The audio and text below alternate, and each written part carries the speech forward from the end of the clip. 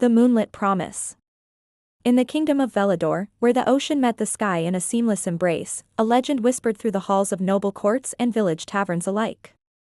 It told of the Moonlit Bride, a ghostly figure who appeared every full moon upon the cliffs of Eryndor, waiting for a love long lost. Some claimed she was a spirit cursed by the gods, while others believed she was merely a story meant to frighten young lovers from making foolish promises. But to Elias, a scholar with a heart bound more to ink than adventure, the tale was nothing more than folklore. That was, until he saw her. Elias had spent years studying the ancient texts of Eryndor, deciphering myths and histories lost to time. He had no interest in knights or war but was instead drawn to the quiet knowledge buried in the pages of old tomes. When his studies led him to a forgotten manuscript about the Moonlit Bride, he became intrigued by the tale, more so when he realized that parts of the story were *** missing. Determined to uncover the truth, Elias set out to Eryndor on the eve of the full moon. The cliff stood tall against the roaring waves, jagged and unforgiving, yet bathed in the silver glow of the moonlight. The wind whispered through the air, carrying something that sent a shiver down his spine, a voice, distant yet achingly familiar. And then, she appeared. She was dressed in a gown of shimmering white, her long hair flowing like liquid silver. Her eyes, a piercing shade of sapphire, held the weight of centuries. She stood at the edge of the cliff, her fingers grazing the air as if reaching for someone who was no longer there. Elias' breath caught.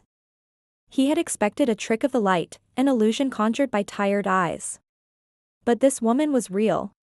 She turned to him, her voice soft as the wind. "You are not him." "Who are you?" Elias asked, his voice barely above a whisper. A shadow of sorrow flickered across her face. "I am Selene." Selene, the name from the legend. But she was supposed to be a spirit, a lost soul forever waiting. Yet she stood before him, as real as the ground beneath his feet. Selene told him her story. She had once been betrothed to a noble warrior, a man who swore he would return from war before the moon was full. He had made her a promise beneath this very sky, where the sea sang their love in whispers against the cliffs. But he never returned. Betrayed by fate, Selene had waited, and in her grief, she had been bound to the cliffs, neither truly alive nor dead, forever waiting for the promise to be kept. Elias felt a strange pull in his chest. But that was centuries ago. "How are you still here?" She smiled, but it did not reach her eyes. Because love does not fade with time. It lingers, even when all else is gone. And so do I. He wanted to tell her that love, though powerful, should not chain someone to the past. That she deserved to be free. But how does one tell a ghost that they are meant to live? Elias spent the night with her, speaking of the world beyond the cliffs, of the changing lands, the stories now told, and the history lost to time. With each word, Selene's eyes softened, as if waking from a dream. As dawn neared, Elias made a decision. "Let me make you a new promise," he said. "Come with me. Let the world remember you not as a ghost, but as the woman you were meant to be."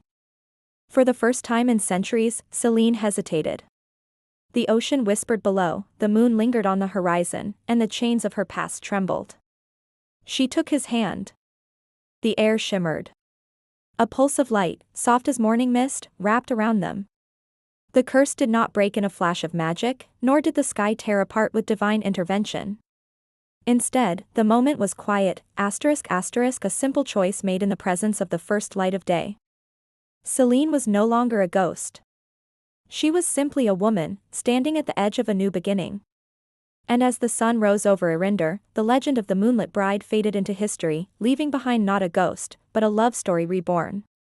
The end.